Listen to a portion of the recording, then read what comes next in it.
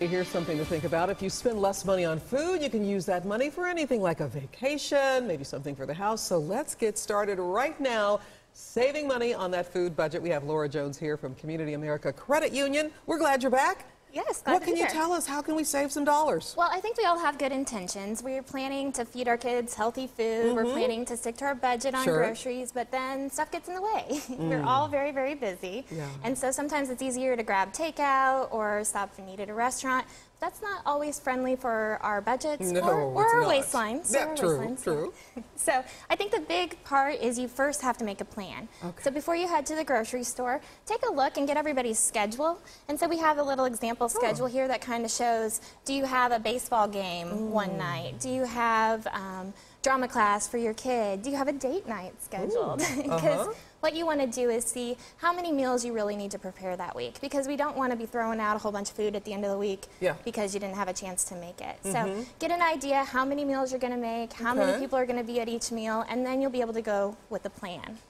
Then you decide what you want to make. So have probably about 15 recipes in your back pocket. So these are some really great recipe cards. These are some fun ones. They're just the go-to. Today it's spaghetti. Yes, so I think it's good to have some that you know your family likes, you know you like to make them, and 15 is a good number because then you're not repeating every week the same meals every time. I know, it seems like once a week we're having spaghetti. Keep it interesting, keep it interesting. I think you want to take stock of your pantry too, because a lot of times you can search for recipes that use some of the things you already have on hand, or when you make that grocery store trip, you're not doubling up on essentials, you know. Exactly.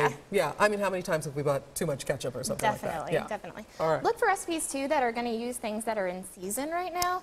So, for example, in May, zucchini is in season, asparagus, pineapples, cherries. So kind of utilize some of those things that are in season. You'll have good quality food, and it'll be more affordable during that time. I love that. Pineapples are so good. Pineapples and cherries. I'm thinking like pineapple upside down cake. Ooh.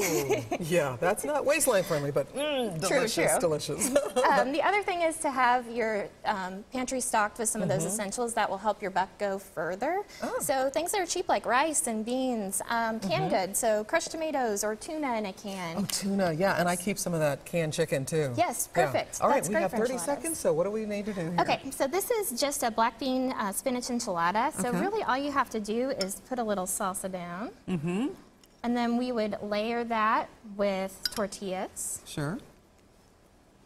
Do a little bit more salsa on top of that. And the kids could really jump in here and help too. I mean, you know, it's just not all up to the parents. They're more likely to eat it too if they helped put it together. Yeah.